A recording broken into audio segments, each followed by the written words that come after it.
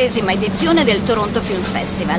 Siamo con Gérald Duchossois che è incaricato, chi si occupa del Midnight Madness, cioè le follie di mezzanotte, dove c'è un po' di brivido, dove c'è un po' di thrilling, dove c'è un po' di tutto.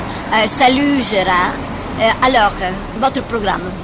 Bonjour, je suis l'attaché de presse de Midnight Madness qui a été fondé, qui fait partie du festival du film de Toronto, qui a été fondé en 1989 par Noah Cowan, qui s'occupe maintenant du Bay Lightbox et de toutes les rétrospectives.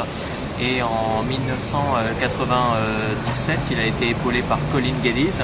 Et en 1998, Colin Geddes a pris la suite et est devenu le programmateur principal de ces séances de minuit qui ont lieu donc tous les jours, de l'ouverture à la clôture du festival, et qui présentent des films différents, des films d'horreur, des films d'action, des films asiatiques, toute la frange du cinéma, ce cinéma de genre qui a toute sa place au sein du festival de Toronto. Ok, et qu'est-ce que sera le programme de cette année? Alors cette année, il y a une forte prédominance des États-Unis. La production américaine revient en force, même s'il y a des films qui sont tournés à l'étranger. Il y a un film japonais, un film chilien.